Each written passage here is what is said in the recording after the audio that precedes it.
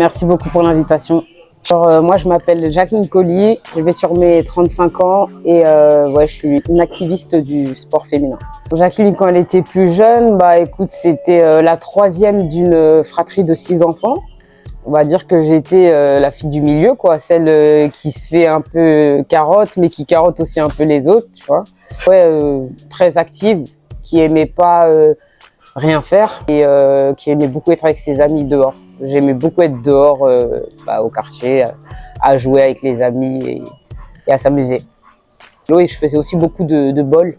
Donc j'étais au collège la fille qui porte les grosses Vans, là, des trucs comme ça. Donc j'ai jamais été un peu, on va dire, dans la norme. Moi, je suis quelqu'un qui ne se pose pas trop de questions, hein, donc j'avoue que je faisais ce que j'avais envie. C'était plus m'amuser, prendre du plaisir. Enfin, quand on est petit, tu vois, c'est ça. Et je savais qu'il fallait que j'ai des bonnes notes à l'école, mais à part ça, je me prenais pas forcément la tête sur qu'est-ce qui allait arriver après. Tu vois, il fallait juste que je passe à la classe supérieure. Je suis passionnée de foot, donc j'ai commencé à 6 ans à jouer avec mes amis à la cour de récréation. J'ai continué mes études et à jouer un petit peu à côté au foot jusqu'à mes 14-15 ans où là, je commençais un peu à plus trop trouver de potes pour jouer parce que c'est à ce moment-là où soit tu es vraiment bon en club et donc tu vas percer, soit même les garçons se désintéressent un peu, il faut autre chose. Le foot, il revient à mes 15 ans en force, donc au moment où je commençais un peu à lâcher, parce qu'il y a la section féminine de la ville, du club de la ville qui se lançait. Du coup, moi, c'est là où, avec mon père, on se baladait et on a vu une affiche dans une boulangerie. Et il me dit, il faut que tu y ailles et tout, parce que moi, j'arrêtais pas de les saouler depuis petite pour avoir des ballons, pour sortir, tout le temps jouer au foot. Ses potes à lui, ils arrêtaient pas de venir le voir pour dire, mais ta fille, elle joue, attention, mais ta fille, mais ta fille, elle est forte. Donc lui, il voit ça et il se dit, ça y est, enfin, elle va pouvoir faire, matérialiser un peu, on va dire, sa passion. Donc moi, je lui dis oui et tout, en mode, je suis motivée, mais bon, j'avais un peu de désintérêt pour le foot à ce moment-là, mais j'aimais toujours ce sport quand même. Et du coup, le jour où on doit y aller arrive. Et moi, j'étais un peu mal à l'aise parce que je connais personne en fait là-bas. Et l'inconnu, j'ai peur un peu. J'avais peur de l'inconnu. Du coup, mon père, il m'amène et arrivé devant le terrain, j'arrive pas à rentrer sur le terrain. Parce que il y avait des filles qui s'entraînaient et tout.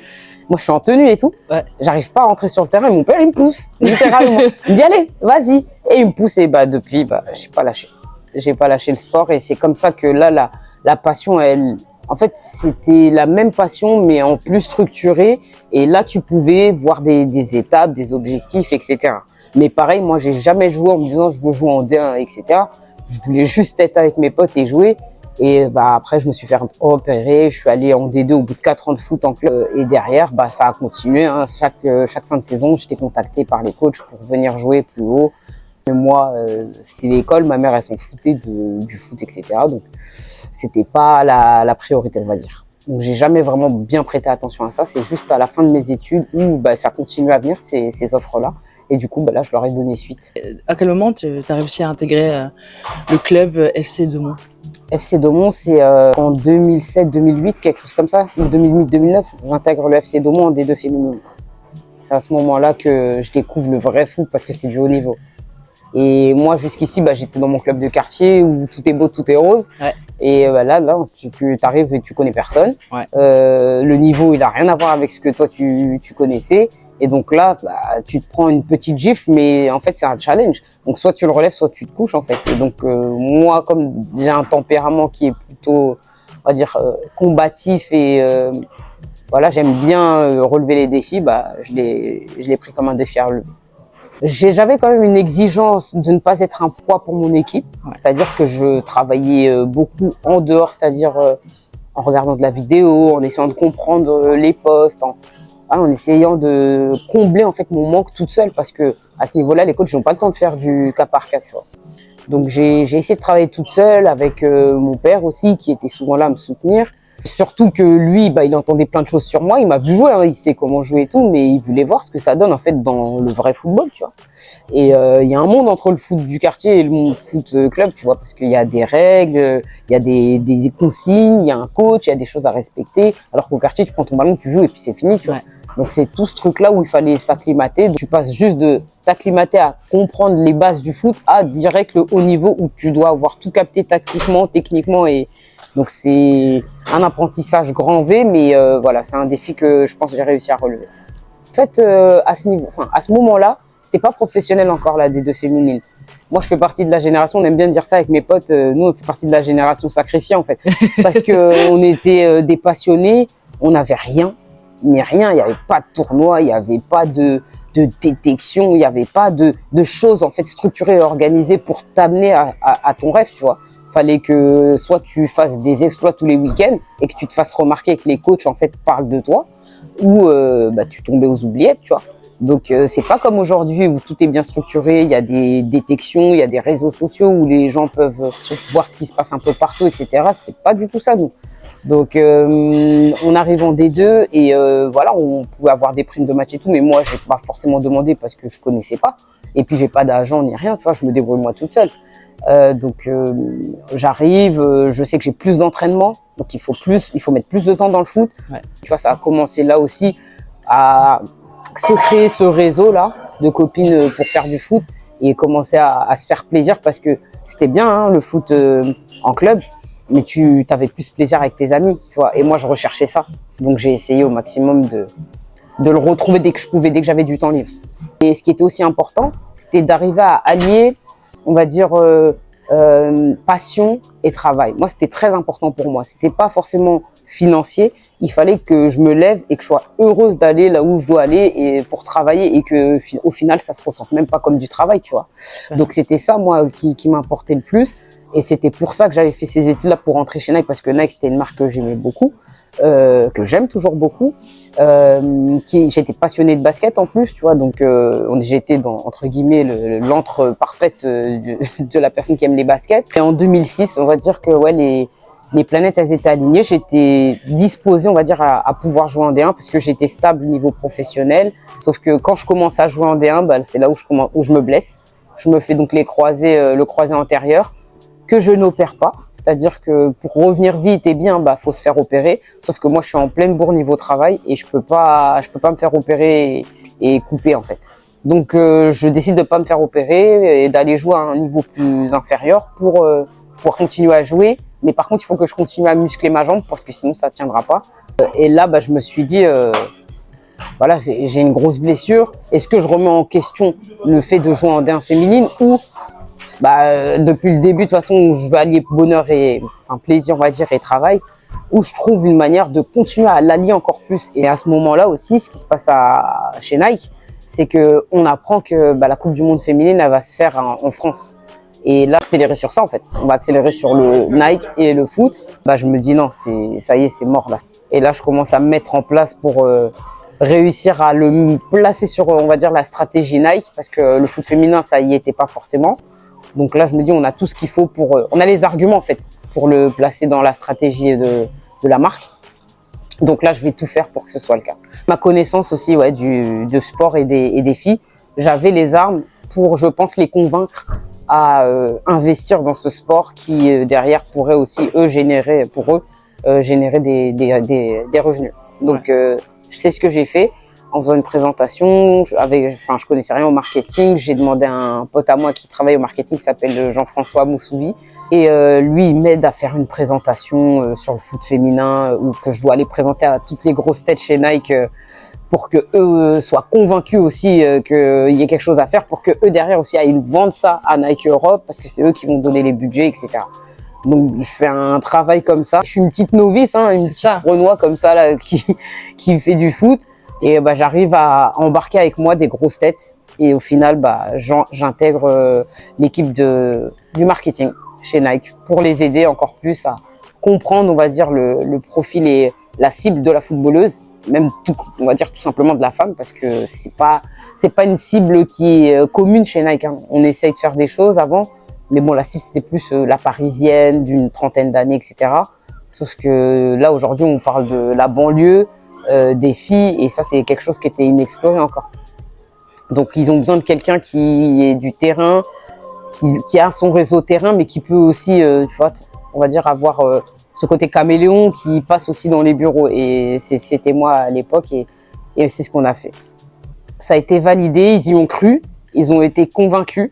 Et c'est ça, en fait, moi, qui à force de travailler chez Nike et de voir les réactions, en fait, que le foot féminin a pu susciter, je pense que c'est ça qui m'a donné envie de continuer, en fait, dans ça et de toujours faire plus et de ramener des filles encore plus fortes et de choquer encore plus les mecs et en fait, de déconstruire, là, en fait, toutes ces idées reçues qu'ils ont sur le foot féminin, qui sont pas toutes fausses, hein.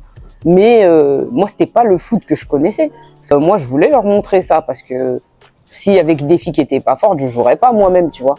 Mais moi, il y a des points positifs qui font qu'il y a des gens qui y adhèrent. Et c'est ça, en fait, que je voulais leur mettre en plein dans les yeux pour qu'ils comprennent qu'il y a un vrai truc et que ça peut... En fait, il faut même souffler sur ces braises-là pour que ça devienne un gros feu. Et moi, c'est ça que j'ai voulu faire. Et c'est de là, en fait, sur une nouvelle campagne, ils décident, en fait, d'intégrer les filles au tournoi. En fait, à la base, c'était juste les filles. Et je pense que c'était aussi le fait de me voir jouer et de moi aussi les titiller tout le temps en leur disant mais vous, je vous ramène mes copines, vous allez voir, etc. Et il me dit, bah, tu sais quoi, vas-y, ramène tes copines, ramène des filles au tournoi. Moi, je veux voir et tout. On veut voir ce que ça donne. On va tenter. C'est jamais vu chez Nike, etc. Et je dis, bah, ah ouais, ok. Donc, bien évidemment, je prends les meilleures parce que je sais que je vais être jugée. Bien sûr. Tu vois, donc je peux pas prendre des débutantes, etc. Je prends les filles déjà que je sais n'auront pas peur. Parce que c'est ça aussi. Nous, on est très peu, on n'a pas l'habitude, en fait, d'être sous les spotlights. Du coup, c'était compliqué de prendre des filles timides. Tu vois, qui allaient pas oser jouer, qui allaient perdre leurs moyens autour de plein de mecs qui les regardent. Donc, il fallait prendre des filles qui ont l'habitude de jouer au quartier. Donc, ça, c'était la première, le premier critère. Le deuxième, c'était, les filles aussi qui avaient un certain niveau, en termes de, tu vois, donc on prenait des clubs. Et, donc, on a regardé, on a pris Mantois, donc Mantes-la-Jolie. Là-bas, donc c'est sûr que tu commences au quartier quand tu commences à jouer au foot et t'as pas peur des gars, tu vois. Donc on a pris aussi, on avait Ella Kabashi, une bonne amie à moi.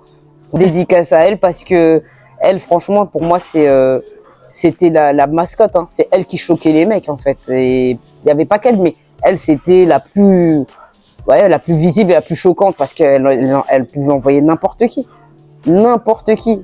Tu vois, donc et elle avait fait fort impression aussi au tournoi. Donc, ça nous a permis en fait d'établir et d'installer aujourd'hui chez Nike. Je sais que quand ils font un tournoi, il faut qu'il y ait minimum 50% garçons, 50% filles. Tu vois, ça c'est l'héritage qu'on a laissé là-bas. Plus de tournois s'il y a que des garçons. Maintenant, il y a garçons et filles. Il y a une parité partout, même en arbitre. Tu vas faire un tournoi, même pour les arbitres, ils vont demander 50% de filles, 50% de garçons. Là, ils veulent laisser la place à la femme et c'est vraiment dans la stratégie et là, maintenant, c'est ancré. On va dire, ce rond-point, il arrive il y a peut-être 3 ans, c'était pendant le Covid en fait.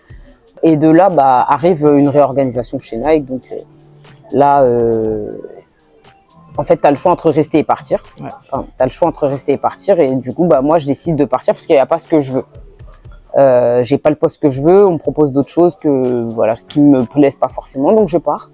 Et à ce moment-là, pour moi, je suis perdu. Je sais pas, c'était pas prévu, j'avais pas prévu de partir, mais bizarrement, mon téléphone n'arrête pas de sonner. Il n'arrête pas de sonner. Moi, Impulstar m'appelle, la CNDQ m'appelle. Les personnes avec qui je travaillais chez Nike avant me disent attends, je te fais une lettre de recommandation pour que tu ailles travailler à la Fédé, là ils cherchent sur un poste, tiens, ils m'envoient des offres d'emploi, attends, je te pousse là-bas et tout. J'attendais, je sais même pas ce que je veux faire. Attendez, la Fédé, attends, parce qu'en plus là il y avait des scandales à la Fédé, des trucs sur en gros la misogynie, les scandales un peu sexuels, etc. Donc moi c'est pas des trucs qui m'attirent.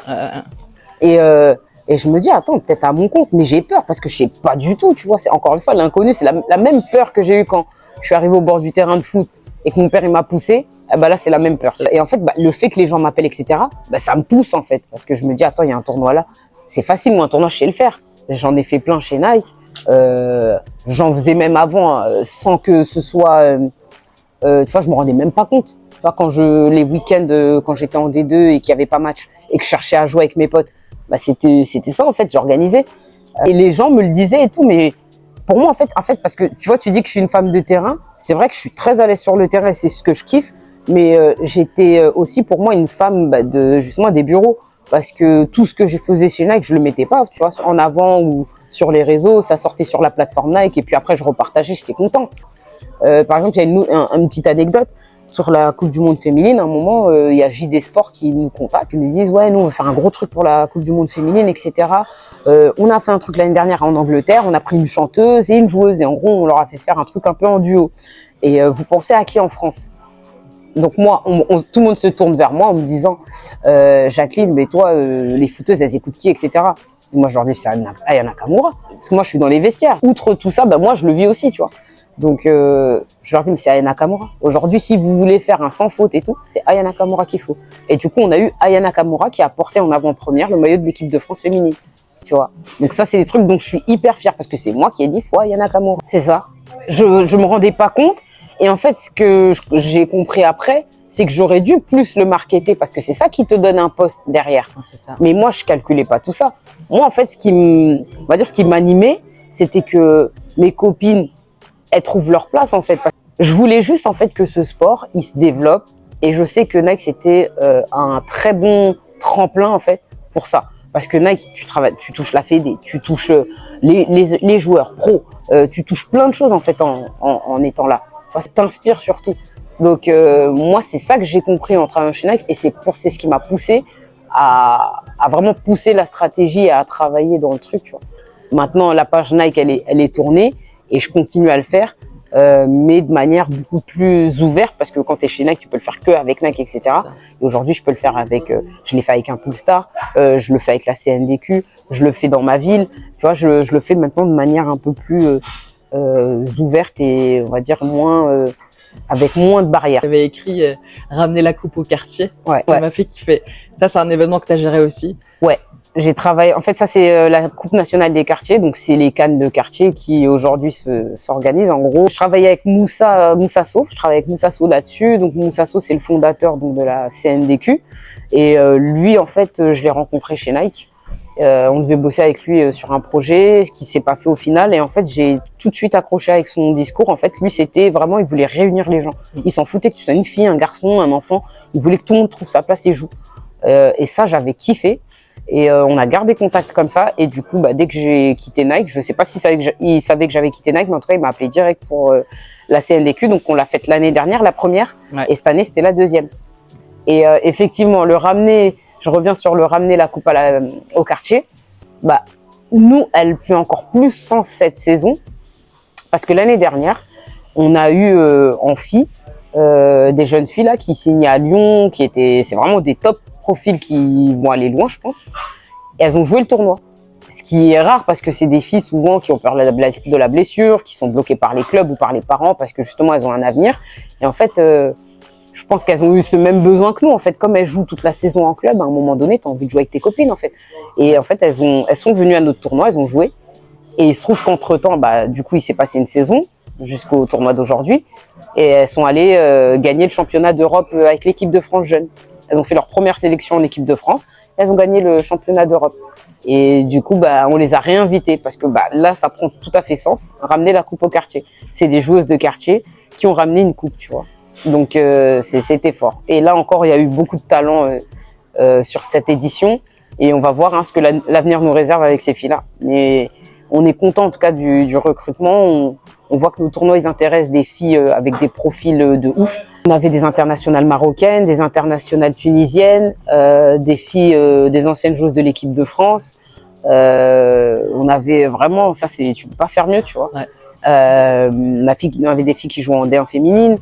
Et ça, j'ai pas vu beaucoup de tournois qui peuvent le faire, tu vois.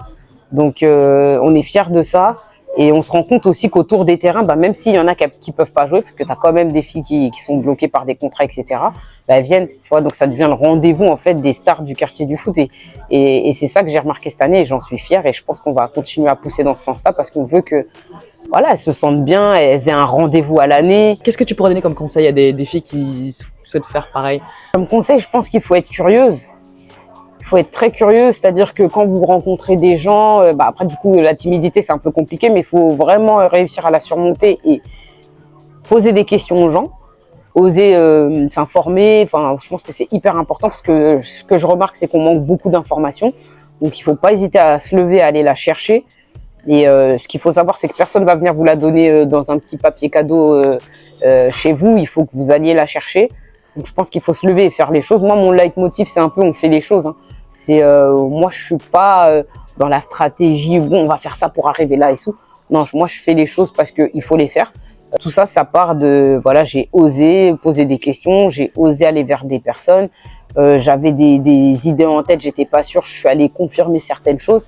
Donc ça, c'est le premier des conseils, donc c'est la curiosité et d'oser.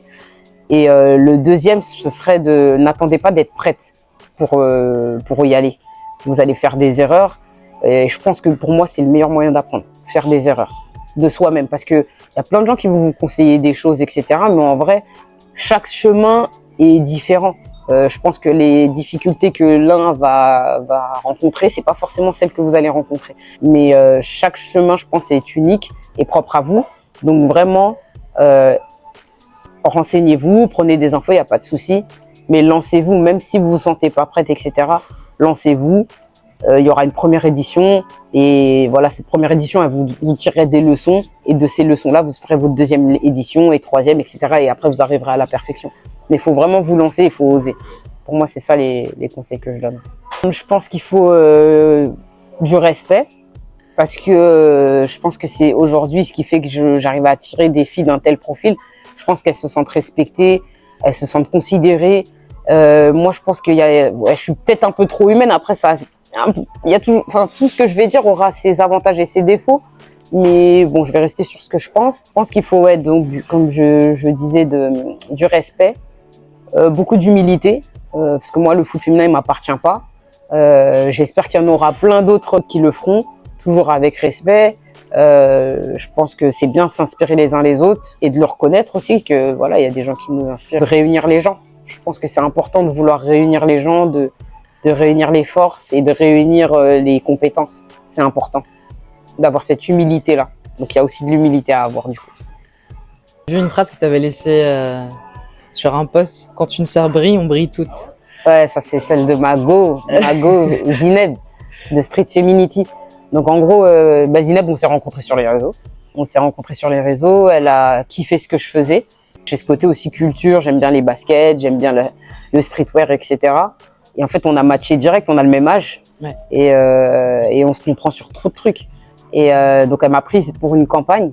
Ça résonne aussi dans ce que je fais, parce que quand je fais un tournoi, si tu vois, c'est pas moi que je mets en avant souvent, c'est les filles, tu vois. Et parce que c'est important qu'elles brillent et il faut bien que quelqu'un les fasse briller, tu vois. Donc, si on brille toutes, c'est mieux, tu vois. Donc, en gros, c'est une phrase qui me correspond de ouf. Et elle a pensé à moi pour faire partie de la campagne et je lui en remercie. Et voilà, Street Feminity aussi, on est ensemble, hein. On se comprend sur trop de trucs. Par contre, je me suis posé la question, est-ce que Jacqueline, elle a été chanceuse ou elle a été audacieuse sur son parcours? Ouais, je pense qu'il y a un peu des deux, hein. Mais ouais, je miserais quand même un tout petit peu plus sur l'audace parce que j'ai osé faire des choses. Parce que, par exemple, aller faire une présentation à des grosses têtes de chez Nike en anglais, moi, j'ai eu le culot et je sais pas si du culot ou de l'audace, tu vois. Mais en tout cas, j'ai osé. Des choses que je me sentais pas forcément capable. Mais tu vois, la passion, ça t'amène des fois dans des endroits où tu t'y attends pas. Hein. Mais moi, j'ai juste suivi mon cœur et ma passion. Ça m'a amené ici. Moi, j'ai une autre question. Toi, comment tu gères? Parce que promouvoir un événement, rassembler des joueuses de foot, comment tu fais? Moi, ce que je voulais faire, c'était créer une communauté de foot féminin. Parce qu'il y en a une, mais elle n'est pas, on va dire, elle n'est pas centralisée à un endroit bien précis, tu vois. Okay. Et moi, en fait, c'est ce que j'ai fait. Quand j'ai commencé chez Nike à bosser vraiment sur le foot féminin, à me structurer pour justement pouvoir répondre à toutes les questions auxquelles on allait les questions auxquelles on allait me poser, je me suis dit, attends, je vais suivre toutes les footballeuses. Et en fait, les filles, elles me suivaient, elles me resuivaient derrière. Ouais.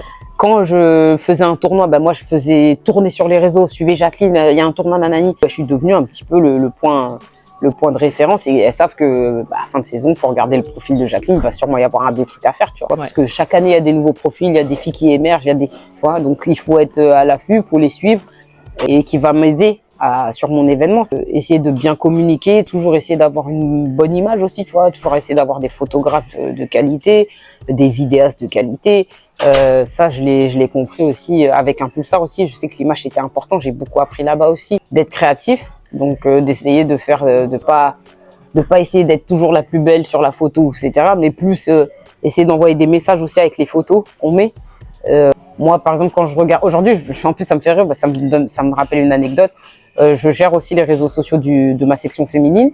Et les petites, à chaque fois, elles me disent « Oh, regarde ma tête, etc. » Alors que non, moi, quand je poste, c'est parce que ça dégage un truc. Il faut pas faire attention aux détails. Il faut pas être parfait, je pense, parce que la réalité, c'est qu'on n'est pas parfait. Il faut essayer de faire des choses vraies, de montrer des choses vraies et de montrer la vérité. Moi, je remarquais au début, il fallait des filles belles, tu vois. Et moi, j'ai essayé de casser ça. Je voulais qu'on reconnaisse les filles pour leur performance. On s'en fout de leur beauté. Là, on veut juste voir des filles fortes, tu vois. Je voulais casser ce truc-là, tu vois, parce que je trouve que ça fermait trop de portes pour rien, en fait. On prend plus que les plus belles maintenant, on prend les plus fortes surtout. On parle de stats maintenant, on parle de mais combien de buts elle joue où, tu vois, on dit plus elle est mignonne, même s'il y en a toujours un peu, tu vois. Mais pour moi c'est hyper important. On continue sur les conseils. Toi, quand tu fais des événements, tu as des sponsorings, tu as des marques qui viennent pour gérer un peu l'événement. Ah, c'est compliqué, hein, parce que en gros, j'ai travaillé sur Impulstar, donc eux, il y avait Adidas et donc Impulstar qui est aussi une marque du coup maintenant. Okay. Et pareil, c'est NDQ et Nike, il y avait Nike et là il y a Itch aussi, tu vois. Donc plus tu as de partenaires, plus c'est compliqué parce qu'en fait chacun va vouloir amener sa vision. Et du coup, au final, des fois, tu sais plus trop qui est capitaine à bord. Et ce qui est important pour le tournoi, c'est de garder le lead sur tout ça, à garder son authenticité tout en élevant aussi, parce que les sponsors t'aident à élever ton événement aussi, tu vois, c'est une réalité, financièrement et même en image. Donc il faut réussir à trouver le bon compromis, même si in fine on veut tous que la jeunesse elle kiffe, tu vois, au final, mais on veut qu'elle kiffe avec un logo derrière, ou on veut qu'elle kiffe non avec un message derrière, tu vois, c'est juste dans des détails comme ça où on peut ne pas tomber d'accord, mais en vrai si on arrive à trouver un deal ensemble, c'est que on veut la même chose. Et c'est juste comment on y arrive qui est pas on n'a pas les mêmes chemins pour y arriver, tu vois. C'est juste ça. Et Dieu merci, j'ai été bien entouré, tu vois. Bon, j'ai fait aussi des mauvaises rencontres et j'ai fait des erreurs, mais ça m'a fait que grandir et apprendre. Donc, non, franchement, je suis vraiment bien entouré. Il y a mon staff, tu vois, qui est composé exclusivement de femmes et de coachs, parce que justement, je trouvais qu'on les mettait pas assez en avant et je me suis dit, je vais faire un staff que des coachs. Sont hyper compétents. Donc, il y a ma famille, mes frères, mes sœurs, ma mère, enfin, tout le monde me soutient, me pousse. Je suis vraiment bien entouré. Et pareil, et là, tu vois, à la base, on est des rivales. Et là et moi, quand on sur le terrain. Ouais, sur le terrain, quand on joue l'une contre l'autre, c'est chaud. Tu vois, c'est chaud. Et maintenant, on est des très bonnes potes, tu vois. Et Nam, pareil. Au début, c'était chaud, nous deux, hein, sur le terrain, c'est chaud. Mais quand je dis chaud, c'est sportivement, tu vois. On se challenge et tout. Et aujourd'hui, elle est speaker sur les événements que je fais et speaker même à son compte. Et en fait, on fait une règle quand ça joue. Si tu prends un geste sale, tu sors. C'est-à-dire, si tu te fais prendre un petit pont, tu sais, les trucs un peu humiliants, elle te sort. Et en fait, il y a des filles, elles refusent de sortir. Et elle, en fait, elle va les chercher. Des fois, elle polémique avec elles sur le terrain pendant le match. Et après, pour les faire sortir. Et elle lâche pas le steak, tu vois. Donc, il y a des filles qui ont pleuré parce que elles voulaient pas sortir, c'était trop humiliant, tu vois. Mais c'était des filles de province. Parce que ici c'est dur Paris, hein. C'est dur. Les filles elles sont solides ici. Ouais. Mais quand tu connais pas et que t'arrives sur un tournoi et qu'on te dit sorte après un geste, c'est trop d'un coup, tu vois. La petite elle a pleuré, tu vois. C'est des trucs comme ça. Et moi je dis mais t'as vu, t'es trop méchante et tout. Elle me dit mais non c'est la règle. Et si c'est pareil, c'est la stricte. Enfin, il y a plein de petites anecdotes comme ça qui sont marrantes, tu vois. Moi, le 30 juin, on est à la finale, viens à la finale le 30 juin, hein, à Créteil, hein, au stade du Vauchel, tu verras. Viens, tu verras. Tu verras le staff, tu verras l'ambiance, tu verras. En fait, voilà, il y a une atmosphère. Je pense que ce qui me différencie des autres, c'est que quand je fais un événement, il y a une atmosphère où tu sens qu'il y a de la bienveillance, qu'on est là que pour le kiff, qu'on est là pour mettre bien les gens et se mettre bien nous. Tu vois, c'est ce truc-là qui, je pense, est important et nous différencie parce que c'est vraiment sincère, tu vois. Ouais.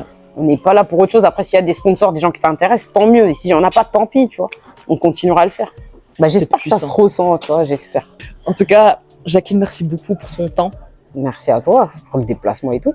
Ça m'a fait plaisir. Merci pour toutes ces réponses, pour les conseils que tu as pu donner.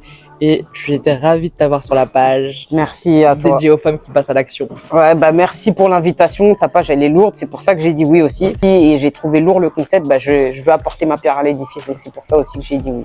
Merci à toi. Ça commence bien. Salut.